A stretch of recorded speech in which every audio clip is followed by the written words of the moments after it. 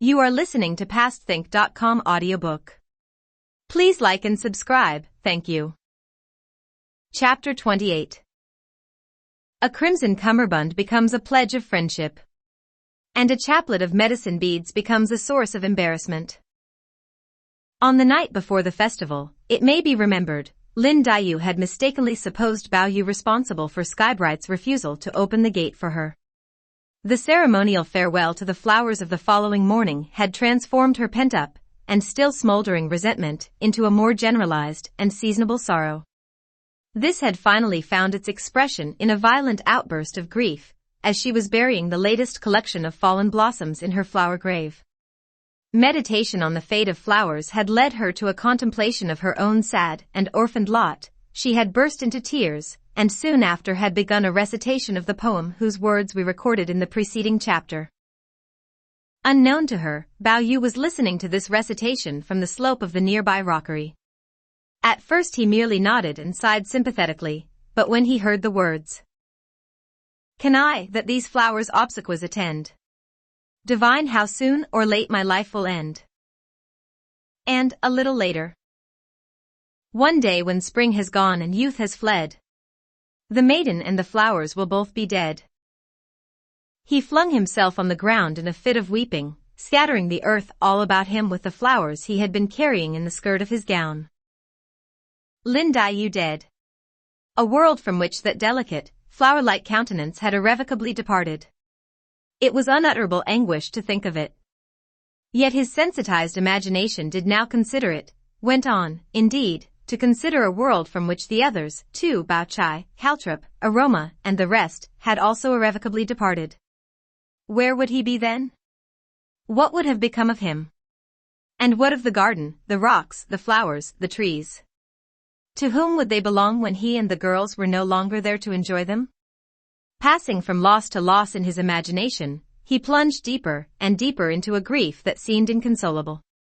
As the poet says, "Flowers in my eyes and birdsong in my ears augment my loss and mock my bitter tears."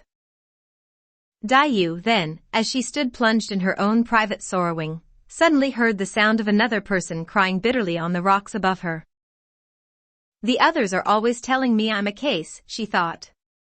"Surely there can't be another case up there?" But on looking up she saw that it was Bao Yu. "Pshaw," she said crossly to herself. "I thought it was another girl, but all the time it was that cruel hate." Hateful she had been going to say, but clapped her mouth shut before uttering it. She sighed instead and began to walk away. By the time Bao Yu's weeping was over, Daiyu was no longer there. He realized that she must have seen him, and have gone away in order to avoid him.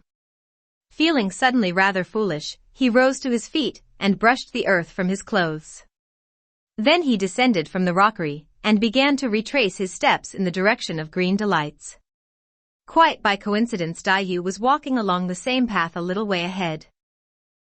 "Stop a minute," he cried, hurrying forward to catch up with her. "I know you are not taking any notice of me, but I only want to ask you one simple question, and then you need never have anything more to do with me." Daiyu had turned back to see who it was. When she saw that it was Bao Yu still, she was going to ignore him again, but hearing him say that he only wanted to ask her one question, she told him that he might do so. Bao Yu could not resist teasing her a little. "How about 2 questions? Would you wait for 2? Daiyu set her face forwards and began walking on again. Bao Yu sighed. "If it has to be like this now," he said, as if to himself, "it's a pity it was ever like it was in the beginning." Daiyu's curiosity got the better of her. She stopped walking and turned once more towards him. "Like what in the beginning?" she asked. "And like what now?" "Oh, the beginning," said Bao Yu. "In the beginning, when you first came here, I was your faithful companion in all your games. Anything I had, even the thing most dear to me, was yours for the asking. If there was something to eat that I specially liked, I had only to hear that you were fond of it too, and I would religiously hoard it away to share with you when you got back, not daring even to touch it until you came. We ate at the same table. We slept in the same bed. I used to think that because we were so close then, there would be something special about our relationship when we grew up, that even if we weren't particularly affectionate, we should at least have more understanding and forbearance for each other than the rest. But how wrong I was. Now that you have grown up, you seem only to have grown more touchy. You don't seem to care about me anymore at all. You spend all your time brooding about outsiders like Feng and Chai. I haven't got any real brothers and sisters left here now. There are Huan and Tan, of course, but as you know, they're only my half-brother and half-sister, they aren't my mother's children. I'm on my own, like you. I should have thought we had so much in common, but what's the use? I try and try, but it gets me nowhere, and nobody knows or cares. At this point, in spite of himself, he burst into tears. The palpable evidence of her own eyes and ears had by now wrought a considerable softening on Dayu's heart. A sympathetic tear stole down her own cheek, and she hung her head and said nothing. Bao Yu could see that he had moved her. I know I'm not much use nowadays, he continued, but however bad you may think me, I would never wittingly do anything in your presence to offend you. If I do ever slip up in some way, you ought to tell me off about it and warn me not to do it again, or shout at me, hit me, even, if you feel like it, I shouldn't mind. But you don't do that. You just ignore me. You leave me utterly at a loss to know what I'm supposed to have done wrong, so that I'm driven half frantic wondering what I ought to do to make up for it. If I were to die now, I should die with a grievance, and all the masses and exorcisms in the world wouldn't lay my ghost. Only when you explained what your reason was for ignoring me should I cease from haunting you and be reborn into another life. Dayu's resentment for the gate incident had by now completely evaporated. She merely said, "Oh well, in that case why did you tell your maids not to let me in when I came to call on you?"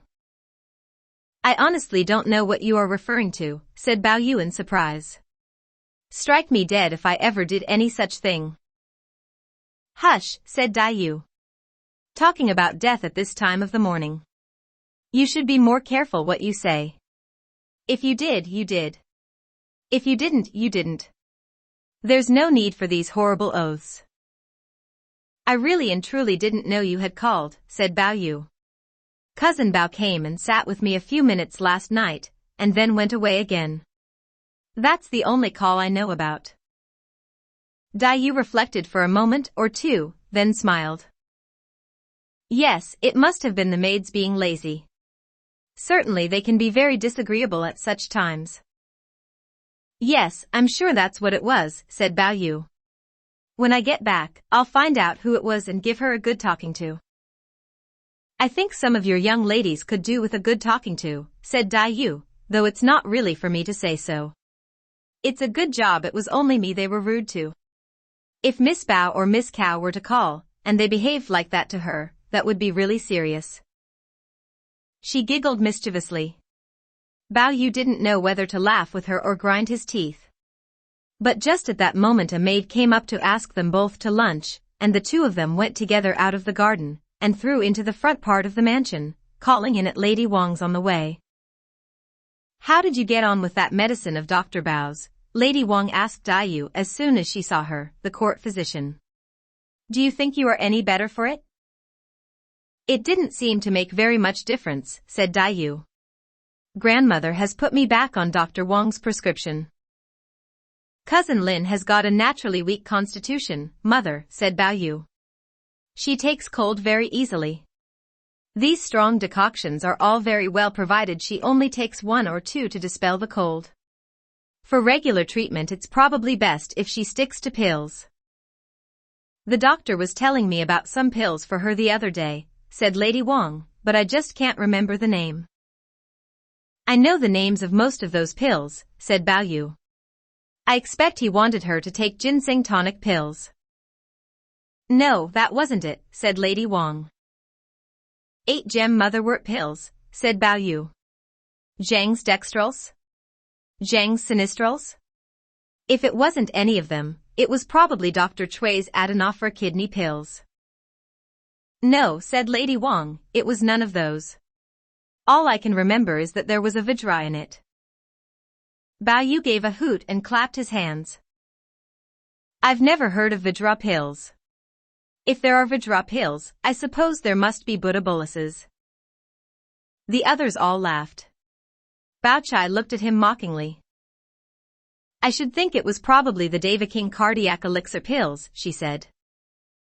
Yes, that's it, said Lady Wang. Of course. How stupid of me. No, mother, not stupid, said Bao Yu. It's the strain. All those Vajra kings and bodhisattvas have been overworking you. You're a naughty boy to make fun of your poor mother, said Lady Wang. A good whipping from your pa is what you need. Oh, father doesn't whip me for that sort of thing nowadays, said Bao Yu. Now that we know the name of the pills, we must get them to buy some for your cousin Lin, said Lady Wang.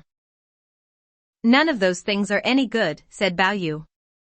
You give me 360 taels of silver, and I'll make up some pills for cousin Lin that I guarantee will have her completely cured before she has finished the first boxful. Stuff, said Lady Wang.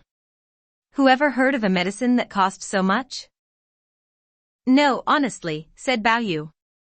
This prescription is a very unusual one with very special ingredients.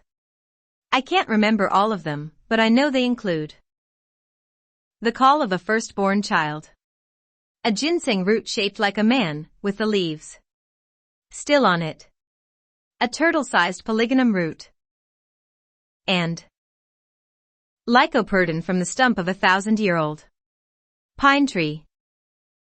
Actually, though, there's nothing so very special about those ingredients. They're all in the standard pharmacopoeia. For sovereign remedies they use ingredients that would really make you jump. I once gave the prescription for one to cousin Xue. He was more than a year begging me for it before I would give it to him, and it took him another 2 or 3 years and nearly 1,000 taels of silver to get all the ingredients together. Ask Bao Chai if you don't believe me, mother. I know nothing about it, said Bao Chai. I've never heard it mentioned. It's no good telling Aunt to ask me. You see? Bao Chai is a good girl. She doesn't tell lies, said Lady Wang. Bao Yu was standing in the middle of the floor below the Kong. He clapped his hands at this and turned to the others appealingly. But it's the truth I'm telling you. This is no lie. As he turned, he happened to catch sight of Dai Yu, who was sitting behind Bao Chai, smiling mockingly and stroking her cheek with her finger, which in sign language means, you are a great big liar, and you ought to be ashamed of yourself. But Shi Feng, who happened to be in the inner room supervising the laying of the table, and had overheard the preceding remarks, now emerged into the outer room to corroborate. It's quite true, what Bao says. I don't think he is making it up, she said. Not so long ago cousin Xue came to me asking for some pearls, and when I asked him what he wanted them for, he said, to make medicine with. Then he started grumbling about the trouble he was having in getting the right ingredients, and how he had half a mind not to make this medicine up after all.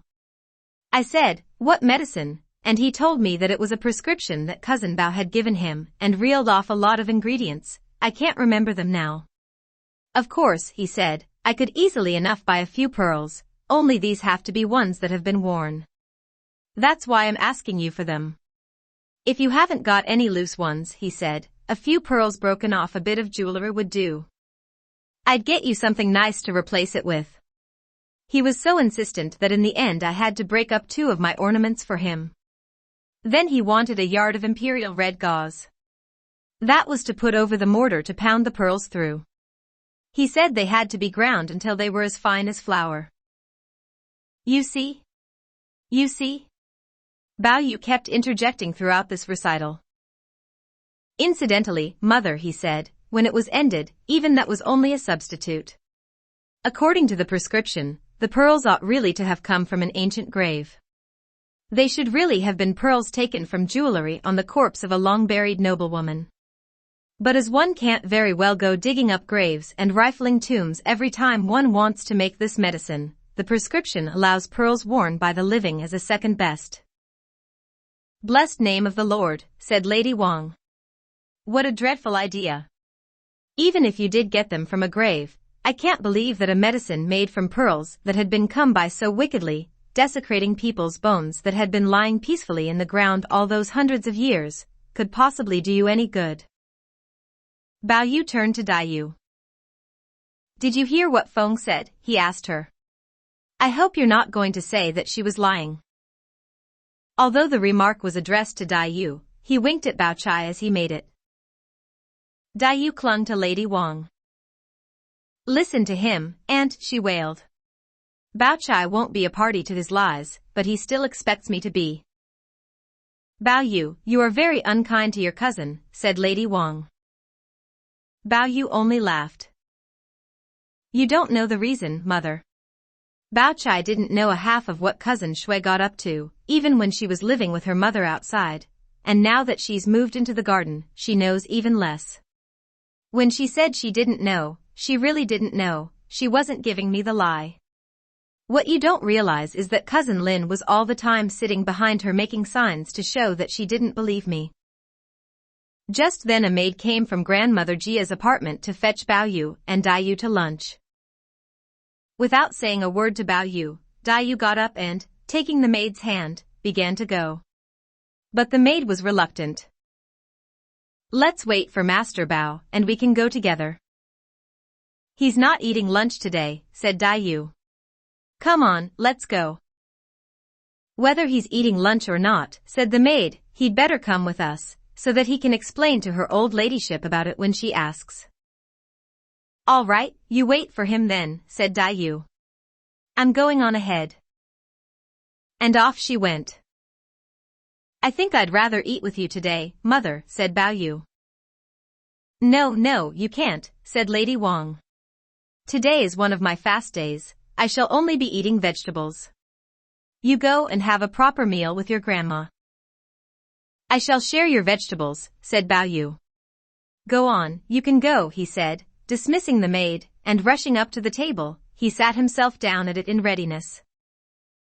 You others had better get on with your own lunch, Lady Wang said to Bao Chai and the girls. Let him do as he likes. You really ought to go, Bao Chai said to Bao Yu. Whether you have lunch there or not, you ought to keep cousin Lin company. She is very upset, you know. Why don't you? Oh, leave her alone, said Bao Yu. She'll be all right presently.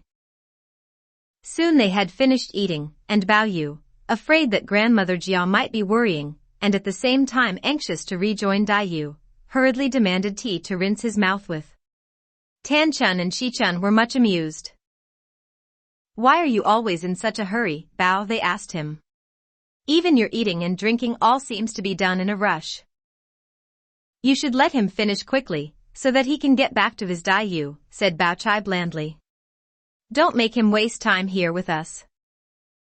Bao Yu left as soon as he had drunk his tea, and made straight for the west courtyard where his grandmother Jia's apartment was. But as he was passing by the gateway of Shi Feng's courtyard, it happened that Shi Feng herself was standing in her doorway with one foot on the threshold, grooming her teeth with an ear cleaner, and keeping a watchful eye on 9 or 10 pages who were moving potted plants about under her direction. Ah, just the person I wanted to see, she said, as soon as she caught sight of Bao Yu. Come inside. I want you to write something down for me. Bao Yu was obliged to follow her indoors. Shi Feng called for some paper, an inkstone and a brush, and at once began dictating. Crimson lining damask 40 lengths, dragonet figured satin 40 lengths, miscellaneous imperial gauze 100 lengths, gold necklets 4. Here, what is this, said Bao Yu. It isn't an invoice and it isn't a presentation list. How am I supposed to write it? Never you mind about that, said Shi Feng. As long as I know what it is, that's all that matters. Just put it down anyhow. Bao Yu wrote down the 4 items. As soon as he had done so, Shi Feng took up the paper and folded it away. Now, she said, smiling pleasantly, there's something I want to talk to you about. I don't know whether you'll agree to this or not, but there's a girl in your room called Crimson whom I'd like to work for me. If I find you someone to replace her with, will you let me have her?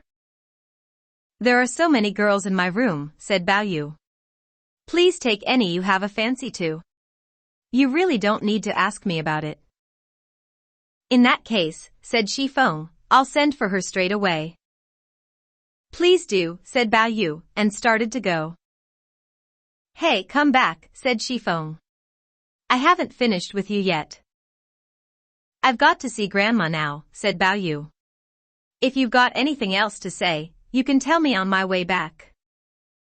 When he got to Grandmother Jia's apartment, they had all just finished lunch.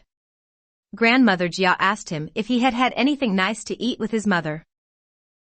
There wasn't anything nice, he said. But I had an extra bowl of rice. Then, after the briefest pause.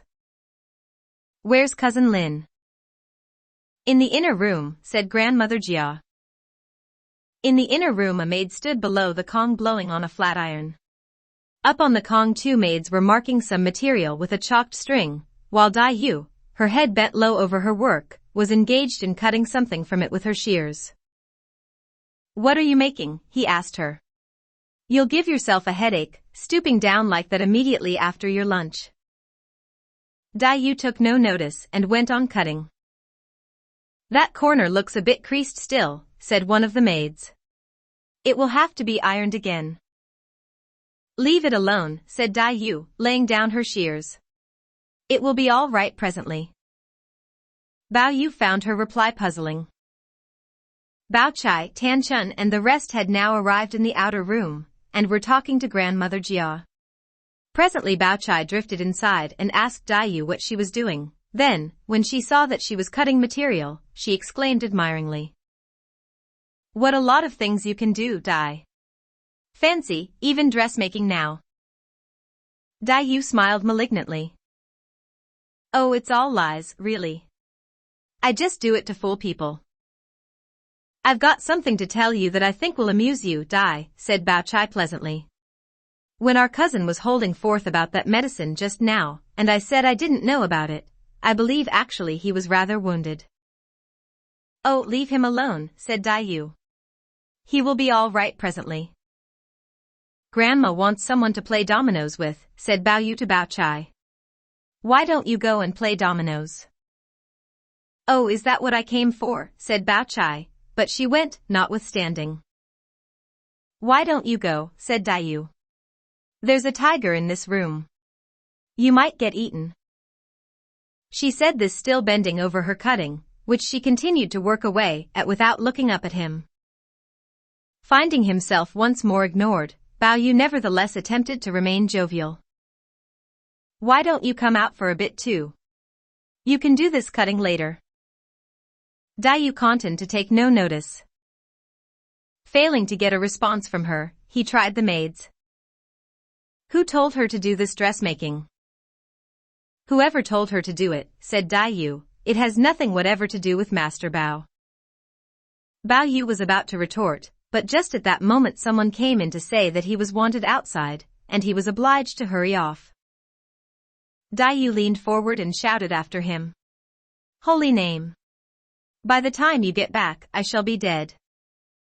Outside the gateway to the inner quarters Bao Yu found Tea Leaf waiting. Mr. Feng invites you round to his house, said Tea Leaf. Bao Yu realized that this must be in connection with the matter Feng Ziying had spoken of on the previous day. He told Tea Leaf to send for his going-out clothes, and went into his outer study to wait for them. Tea Leaf went back to the west inner gate to wait for someone who would carry a message inside to the maids. Presently an old woman came out. Excuse me, missus, said Tea Leaf. Master Bao is waiting in the outer study for his going-out clothes. Could you take a message inside to say that he wants them? Your mother's twat, said the old woman. Master Bao lives in the garden now. All his maids are in the garden. What do you want to come running round here for? Tea Leaf laughed at his own mistake. You're quite right. I'm going cuckoo. He ran round to the gate of the garden. As luck would have it, the boys on that gate were playing football in the open space below the terraced walk, and when Tea Leaf had explained his errand, one of them ran off inside for him. He returned after a very long wait, carrying a large bundle, which he handed to Tea Leaf, and which Tea Leaf carried back to the outer study. While he was changing, Bao Yu asked for his horse to be saddled, and presently set off, taking only Tea Leaf, Plowboy, 2 times and Oldie as his attendants. When they reached Feng Ziying's gate, someone ran in to announce his arrival, and Feng Ziying came out in person to greet him, and led him inside to meet the company. This comprised Xueqin, who had evidently been waiting there for some time, a number of boy singers, a female impersonator called Jiang Yuhan, and a girl called Nuasius from the Budding Grove, a high-class establishment specializing in female entertainers. When everyone had been introduced, tea was served. "Now come on," said Bao Yu, as he picked up the proffered cup of tea. "What about this lucky accident you mentioned yesterday? I've been waiting anxiously to hear about it ever since I saw you. That's why I came so promptly when I got your invitation." Feng Ziying laughed. "You and your cousin are such simple souls, I find it rather touchin'. Afraid it was pure invention, what I said yesterday. I said it to make you come, because I thought that if I asked you outright to come and drink with me, you'd make excuses. Anyway, it worked." The company joined in his merriment. Wine was now brought in and everyone sat down in the places assigned to them. Feng Ziying first got one of the singing boys to pour for them, then he called on Nuasius to drink with each of the guests in turn. Xueqin, by the time he had 3 little cupfuls of wine inside him, was already beginning to be obstreperous. He seized Nuasius by the hand and drew her towards him. "If you'd sing me a nice new song, one of your specials, I'd drink a whole jarful for you. How about it, eh?" Nuasius had to oblige him by taking up her lute and singing the following song for him to her own accompaniment. "Two lovely boys are both in love with me, and I can't get either from my mind. Both are so beautiful, so wonderful, so marvelous. To give up either one would be unkind. Last night I promised I would go to meet one of them in the garden where the roses grow. The other came to see what he could find. And now that we 3 are all here in this tribunal, there are no words that come into my mind." "There you are," she said. "Now drink your jarful." "That one's not worth a jarful," said Xueqin. "Sing us a better one." "Now just a minute," said Bao Yu. "Just guzzling like this will make us drunk in no time, without giving us any real enjoyment. I've got a good new drinking game for you. Let me first drink the M.CS starting cup, and I'll tell you the rules. After that, anyone who doesn't toe the line will be made to drink 10 sconce cups straight off as a forfeit, give up his seat at the party, and spend the rest of the time pouring out drinks for the rest of us." Feng Ziying and Jiang Yuhan agreed enthusiastically, and Bao Yu picked up one of the extra large cups that had now been provided and drained its contents at a single draught. "Now," he said, "we're going to take 4 words, let's say upset, glum, blessed and content. You have to begin by saying the girl is, and then you say one of the 4 words. That's your first line. The next line has to rhyme with the first line, and it has to give the reason why the girl is whatever it says, upset or glum or blessed or content. When you've done all 4, you're entitled to drink the wine in front of you. Only, before drinking it, you've first got to sing some new popular song, and after you've drunk it, you've got to choose some animal or vegetable object from the things in front of us and recite a line from a well-known poem, or an old couplet, or a quotation from the classics." Before he could finish, Xueqin was on his feet, protesting vigorously. "You can count me out of this. I'm taking no part in this. This is just to make a fool of me, isn't it?" Nuasius, too, stood up and attempted to push him back into his seat. "What are you so afraid of, a practiced drinker like you? You can't be any worse at this sort of thing than I am, and I'm going to have a go when my turn comes.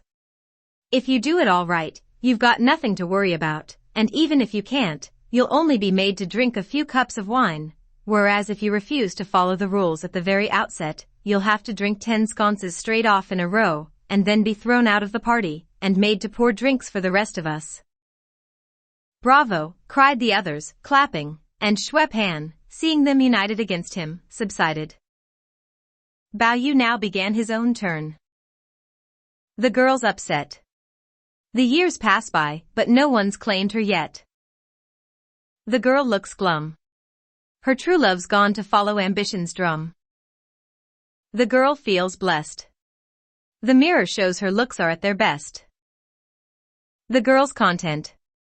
Long summer days in pleasant pastimes spent. The others all applauded, except Xueqin, who shook his head disapprovingly. No good, he said. Pay the forfeit. Why, what's wrong with it? They asked him. I couldn't understand a word of it. Nuages gave him a pinch.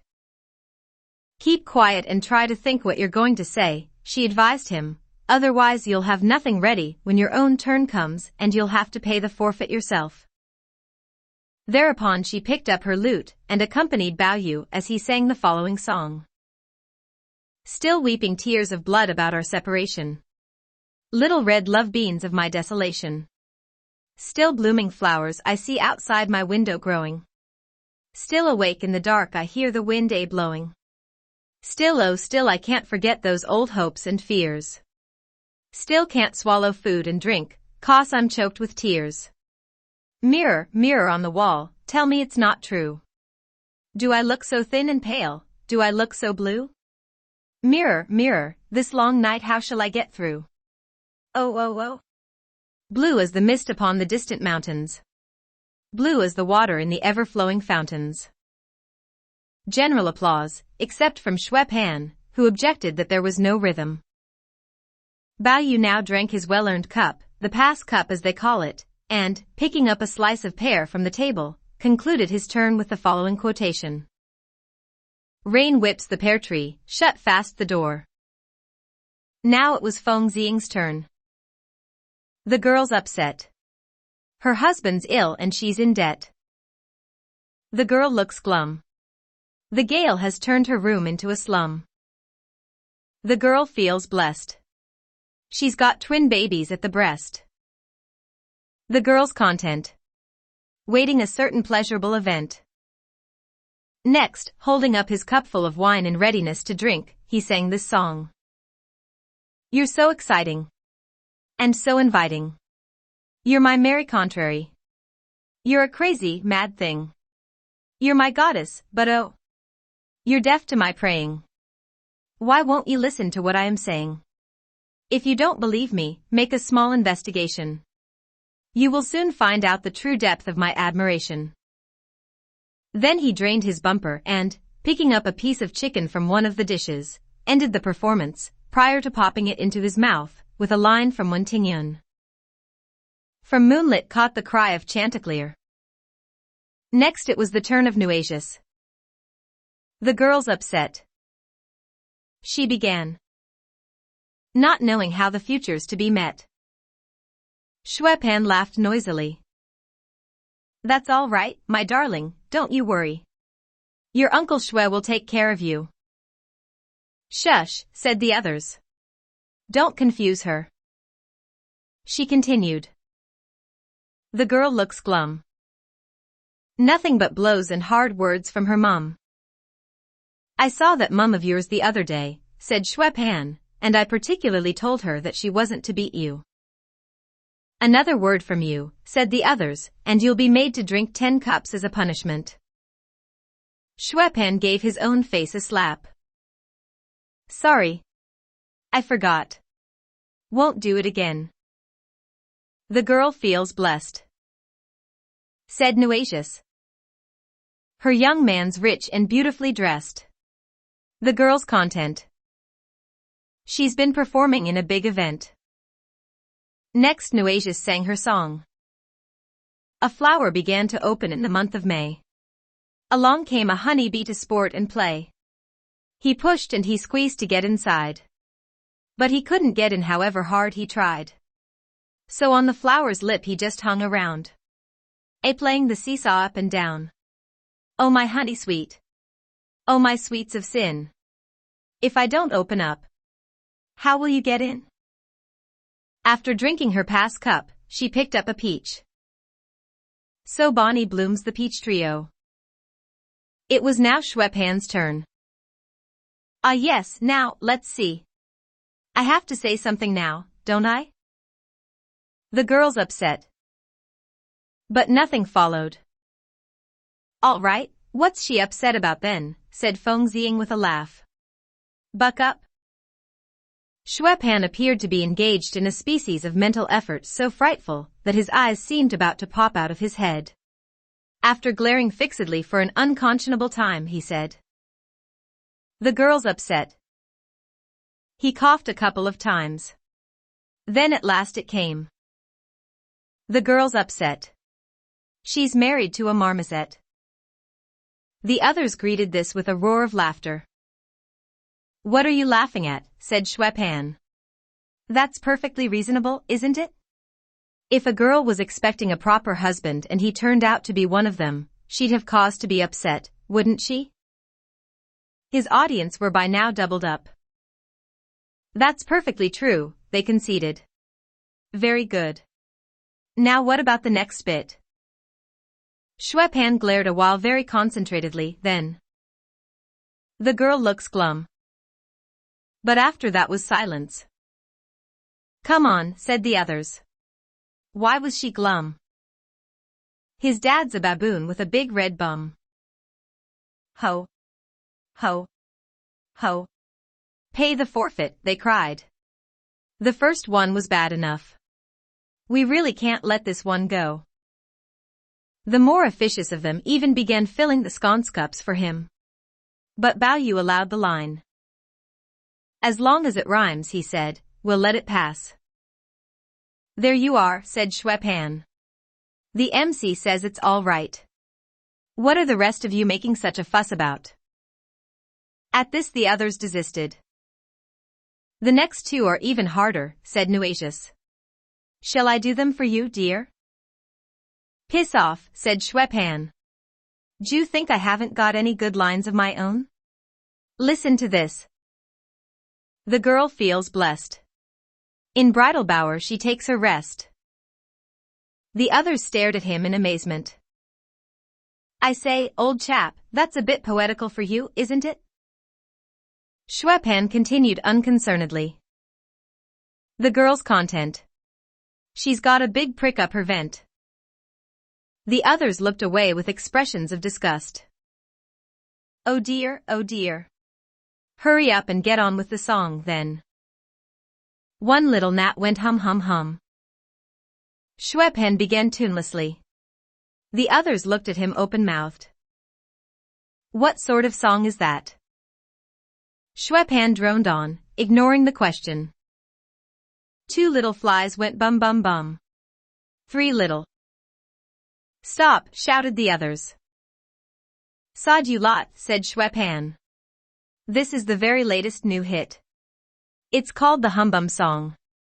If you can't be bothered to listen to it, you'll have to let me off the other thing. I'll agree not to sing the rest of the song on that condition. Yes, yes, we'll let you off, they said. Just don't interfere with the rest of us, that's all we ask. This meant that it was now Jiang Yuhan's turn to perform. This is what he said. The girl's upset. Her man's away, she fears he will forget. The girl looks glum. So short of cash she can't afford a crumb. The girl feels blessed. Her lampwick's got a lucky crest. The girl's content. She's married to a perfect gent. Then he sang this song. A mischievous bundle of charm and love. Or an angel come down from the skies above. Sweet 16. And so very green. Yet eager to see all there is to be seen. Aie, aie, aie. The galaxy's high. In the roof of the sky. And the drum from the tower. Sounds the midnight hour. So trim the lamp, love, and come with me. Inside the bed curtains, and you shall see. He raised the pass cup to his lips, but before drinking it, smiled round at his auditors and made this little speech. I'm afraid my knowledge of poetry is strictly limited. However, I happened to see a couplet on someone's wall yesterday, which has stuck in my mind, and as one line in it is about something I can see here, I shall use it to finish my turn with." So saying, he drained the cup and then, picking up a spray of cassia, recited the following line. "The flower's aroma breathes of hotter days." The others all accepted this as a satisfactory conclusion of the performance. Not so Xueqin, however, who leaped to his feet and began protesting noisily. "Terrible. Pay the forfeit. Where's the little doll? I can't see any doll on the table." "I didn't say anything about a doll," said Jiang Yuhan. "What are you talking about?" "Come on, don't try to wriggle out of it," said Xueqin. "Say what you said just now again." "The flower's aroma breathes of hotter days." "There you are," said Xueqin. "Aroma. That's the name of a little doll. Ask him if you don't believe me." He pointed to Bao Yu. Bao Yu looked embarrassed. "Cousin Xue, this time I think you do have to pay the forfeit." All right, said Xueqin. "I'll drink." And he picked up the wine in front of him and drained it at a gulp. Feng Ziying and Jiang Yuhan were still puzzled and asked him what this was all about. But it was Nuasius who explained. Immediately Jiang Yuhan was on his feet apologizing. The others reassured him. "It's not your fault. Ignorance excuses all," they said. Shortly after this, Bao Yu had to take temporary leave of the company to ease his bladder, and Jiang Yuhan followed him outside. As the two of them stood side by side under the eaves, Jiang Yuhan once more offered Bao Yu his apologies. Much taken with the actor's winsome looks and gentleness of manner, Bao Yu impulsively took his hand and gave it a squeeze. "Do come round to our place sometime when you are free," he said. "There's something I want to ask you about.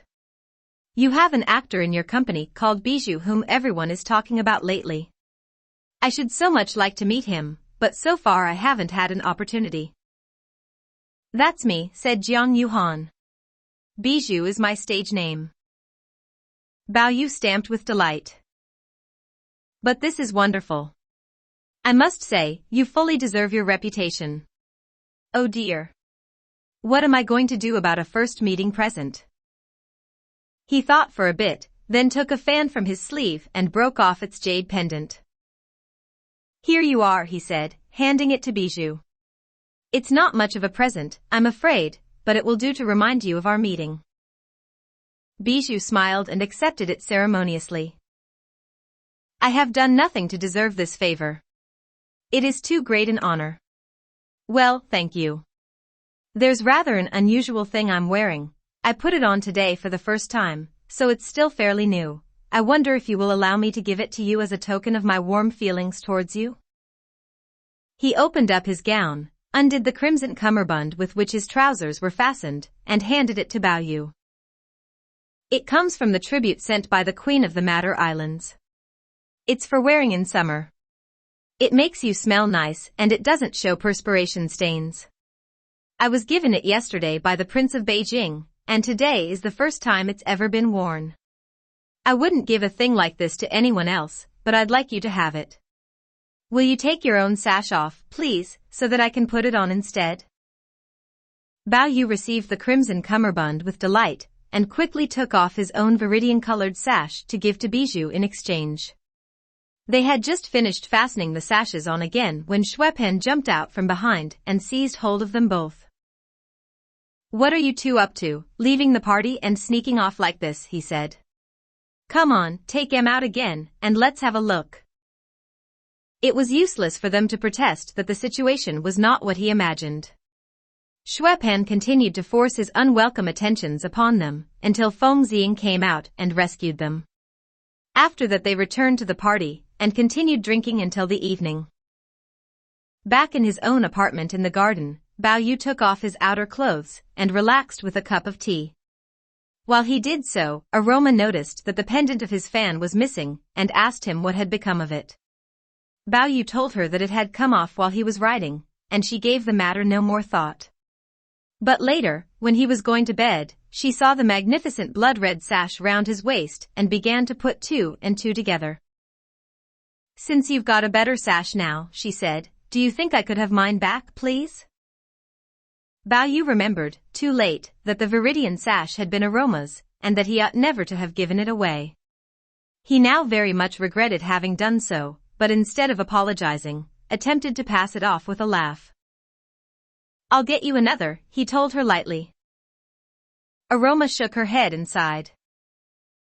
I knew you still got up to these tricks, she said, but at least you might refrain from giving my things to those disgusting creatures. I'm surprised you haven't got more sense. She was going to say more, but checked herself for fear of provoking an explosion while he was in his cups. And since there was nothing else she could do, she went to bed. She awoke at first daylight next morning to find Bao Yu smiling down at her. We might have been burgled last night for all you'd have known about it. Look at your trousers. Looking down, Aroma saw the sash that Bao Yu had been wearing yesterday tied round her own waist, and knew that he must have exchanged it for hers during the night. She tore it off impatiently. I don't want the horrible thing. The sooner you take it away the better. Bao Yu was anxious that she should keep it, and after a great deal of coaxing she consented, very reluctantly, to tie it on again. But she took it off once and for all as soon as he was out of the room, and threw it into an empty chest, having first found another one of her own to put on in its place. Bao Yu made no comment on the change when they were together again. He merely inquired whether anything had happened the day before, while he was out. Mrs. Lien sent someone round to fetch Crimson, said Aroma. She wanted to wait for you, but it seemed to me that it wasn't all that important, so I took it on myself to send her off straight away. Quite right, said Bao Yu. I already knew about it. There was no need to wait till I got back. Aroma continued. Her Grace sent that Mr. Xia of the Imperial Bedchamber yesterday, with 120 taels of silver to pay for a 3-day pro viventibus by the Taoists of the Lunar Queen Temple starting on the 1st of next month. There are to be plays performed as part of the offering, and Mr. Zhen, and all the other gentlemen are to go there to burn incense. Oh, and Her Grace's presents for the double fifth have arrived. She ordered a little maid to get out Bao Yu's share of the things sent. There were 2 palace fans of exquisite workmanship, 2 strings of red musk-scented medicine beads, 2 lengths of maidenhair chiffon, and a grass-woven lotus mat to lie on in the hot weather. Did the others all get the same? He asked. Her old ladyship's presents were the same as yours with the addition of a perfume scepter, and an agate headrest, and Sir Zhang's, Lady Wang's and Mrs. Shui's were the same as her old ladyship's, but without the headrest. Miss Bao's were exactly the same as yours. Miss Lin, Miss Ing Chun, Miss Tan Chun and Miss Shi Chun got only the fans and the beads, and Mrs. Zhu and Mrs. Lien both got 2 lengths of gauze, 2 lengths of chiffon, 2 perfume sachets and 2 molded medicine cakes. Funny, said Bao Yu. I wonder why Miss Lin didn't get the same as me and why only Miss Bao's and mine were the same. There must have been some mistake, surely? When they unpacked them yesterday, the separate lots were all labeled, said Aroma. I don't see how there could have been any mistake. Your share was in her old ladyship's room, and I went round there to get it for you. Her old ladyship says she wants you to go to court at 4 o'clock tomorrow morning to give thanks. Yes, of course, said Bao Yu inattentively, and gave Ripple instructions to take his presents round to Dai Yu. Tell Miss Lin that I got these things yesterday, and that if there's anything there she fancies, I should like her to keep it. Ripple went off with the presents. She was back in a very short time, however. Miss Lin says she got some yesterday too, and will you please keep these for yourself? Bao Yu told her to put them away. As soon as he had washed, he left to pay his morning call on Grandmother Jia, but just as he was going out he saw Dai Yu coming towards him and hurried forward to meet her. Why didn't you choose anything from the things I sent you? Yesterday's resentments were now quite forgotten. Today Dai Yu had fresh matter to occupy her mind. I'm not equal to the honor, she said. You forget, I'm not in the gold and jade class like you and your cousin Bao. I'm only a common little wallflower.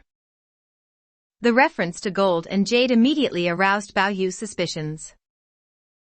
I don't know what anyone else may have been saying on the subject, he said, but if any such thought ever so much as crossed my mind, may heaven strike me dead, and may I never be reborn as a human being.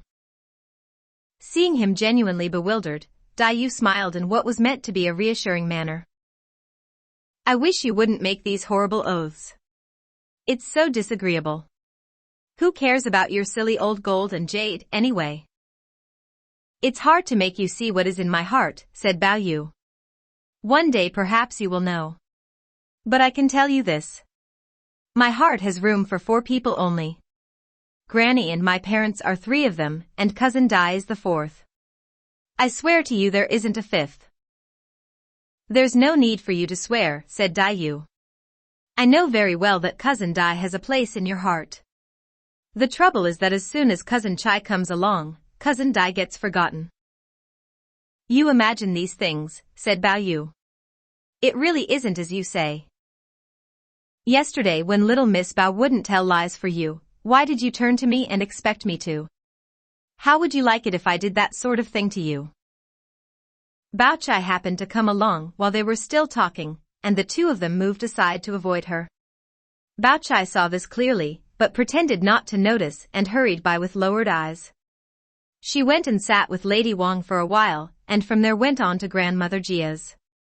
Bao Yu was already at his grandmother's when she got there. Bao Chai had on more than one occasion heard her mother telling Lady Wang and other people that the golden locket she wore had been given her by a monk, who had insisted that when she grew up the person she married must be someone who had a jade to match the gold. This was one of the reasons why she tended to keep aloof from Bao Yu. The slight embarrassment she always felt as a result of her mother's chatter had yesterday been greatly intensified when Yuan Chun singled her out as the only girl to receive the same selection of presents as Bao Yu. She was relieved to think that Bao Yu, so wrapped up in Dayu that his thoughts were only of her, was unaware of her embarrassment. But now here was Bao Yu smiling at her with sudden interest. Cousin Bao, may I have a look at your medicine beads? She happened to be wearing one of the little chaplets on her left wrist, and began to pull it off now in obedience to his request. But Bao Chai was inclined to plumpness and perspired easily, and for a moment or 2 it would not come off. While she was struggling with it, Bao Yu had ample opportunity to observe her snow-white arm, and a feeling rather warmer than admiration was kindled inside him. If that arm were growing on Cousin Lin's body, he speculated, I might hope one day to touch it. What a pity it's hers. Now I shall never have that good fortune. Suddenly he thought of the curious coincidence of the gold and jade talismans, and their matching inscriptions, which Dai Yu's remark had reminded him of. He looked again at Bao Chai. That face like the full moon's argent bowl. Those eyes like sloes. Those lips whose carmine hue no art contrived. And brows by none but nature's pencil lined. This was beauty of quite a different order from Dai Yu's. Fascinated by it, he continued to stare at her with a somewhat dazed expression, so that when she handed him the chaplet, which she had now succeeded in getting off her wrist, he failed to take it from her. Seeing that he had gone off into one of his trances, Bao Chai threw down the chaplet in embarrassment and turned to go. But Dai Yu was standing on the threshold, biting a corner of her handkerchief, convulsed with silent laughter. I thought you were so delicate, said Bao Chai. What are you standing there in the draft for?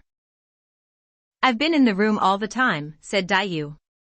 I just this moment went to have a look outside, because I heard the sound of something in the sky. It was a gawping goose. Where, said Bao Chai. Let me have a look. Oh, said Dai Yu, as soon as I went outside he flew away with a whirr. She flicked her long handkerchief as she said this in the direction of Bao Yu's face. Ow, he exclaimed, she had flicked him in the eye. The extent of the damage will be examined in the following chapter. You are listening to PastThink.com audiobook. Please like and subscribe, thank you.